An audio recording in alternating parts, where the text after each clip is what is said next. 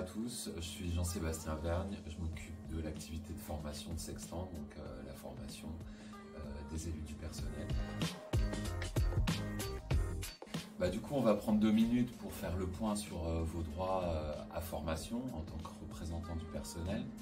Alors, vous avez le droit à 2 types de formation. La première, c'est la formation de base qu'on appelle souvent stage économique, qui est obligatoire pour les entreprises de plus de 50 salariés. On va apprendre les règles de fonctionnement du CSE, on va y apprendre les prérogatives du CSE, quel est son rôle en matière d'information-consultation notamment.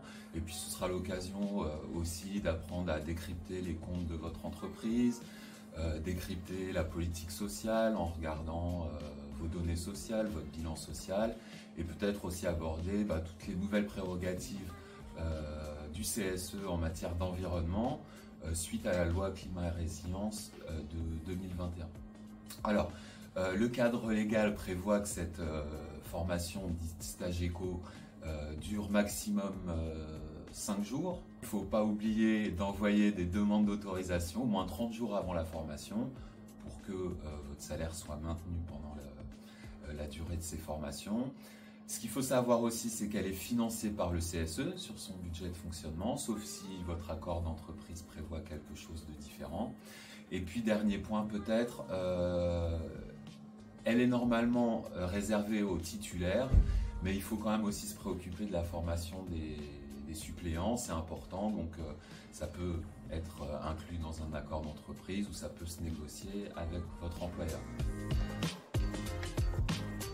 La deuxième obligatoire, c'est la formation SSCT. Et là, vous allez y apprendre quelles sont les missions du CSE en matière de santé, sécurité et conditions de travail. Autrement dit, vous allez vous pencher sur comment le CSE peut contribuer à la démarche de prévention des risques professionnels, que ce soit les risques physiques ou alors les risques psychosociaux. Vous allez voir comment vous pouvez utiliser vos droits d'alerte. Vous allez voir aussi comment on peut mener des démarches de terrain, des démarches d'inspection, des démarches d'enquête également. Comment on peut contribuer aux conditions de travail quand on vous consulte sur un projet. Vos droits à formation sur cette formation SSCT, c'est 5 jours pour les membres de la commission SSCT et les nouveaux élus, et 3 jours pour des élus qui seraient en renouvellement de mandat, donc on peut se reformer à chaque nouveau mandat. Elle est de droit pour les titulaires et pour les suppléants, et elle est financée intégralement par votre employeur.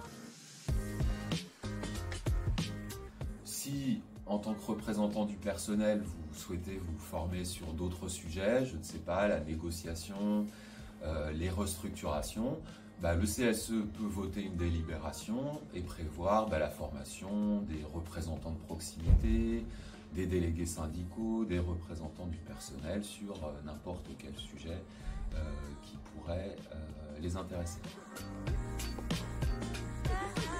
Alors, il y a peut-être une idée à déconstruire, c'est que c'est le CSE qui choisit son organisme de formation.